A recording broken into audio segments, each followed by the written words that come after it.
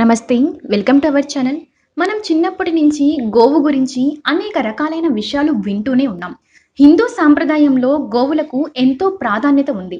ముక్కోటి దేవతలు ఉంటారని పూజిస్తే సకల దేవతలను పూజించిన ఫలితం వస్తుందని, గోవు తల్లితో సమానమని, అందుకే గోమాత అని పిలుస్తారని అనేక రకాలైన విషయాలు మనం వింటూనే ఉన్నాం. గోవుకు సంబంధించిన అనేక విషయాలు దేవతలతో సమానమైనవని భావిస్తూ ఉంటాము. గోవు కామధేనువుతో సమానమని, ఆవు పాలు అమృతమని నమ్ముతూ ఉంటాము. అలాగే గోవును పూజిస్తూ వస్తున్నాం కూడా. గోవుకి కొంతమంది బెల్లం తినిపిస్తారు, కొంతమంది శనగలు తినిపిస్తారు, కొంతమంది అయితే గడ్డి, ఒక రొట్టెని తినిపిస్తూ ఉంటారు. అయితే గోవుకి ఉప్పు అనేది తినిపిస్తే అది కామధేనువుగా మారి మన కోర్కెలను తీరుస్తుంది. విశ్వాసం చూపిస్తారో లేదో తెలియదు కానీ గోవు మాత్రం ఆ ఉప్పు తిన్న విశ్వాసాన్ని చూపించి మన ఉన్నతికి సహాయపడుతుంది.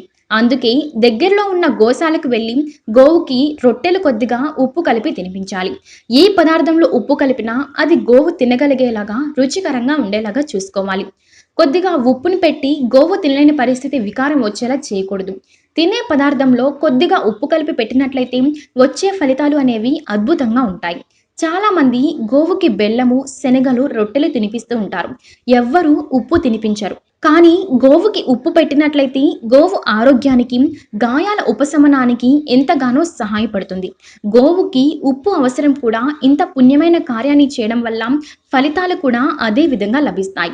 రుణ బాధలతో బాధపడుతున్న వారు, ఉద్యోగం లేక ఇబ్బందులు పడుతున్న వారు గోవుకి కనుక తగిన పాలల్లో ఉప్పు పెట్టినట్లయితే మంచి ఫలితం కలుగుతుంది.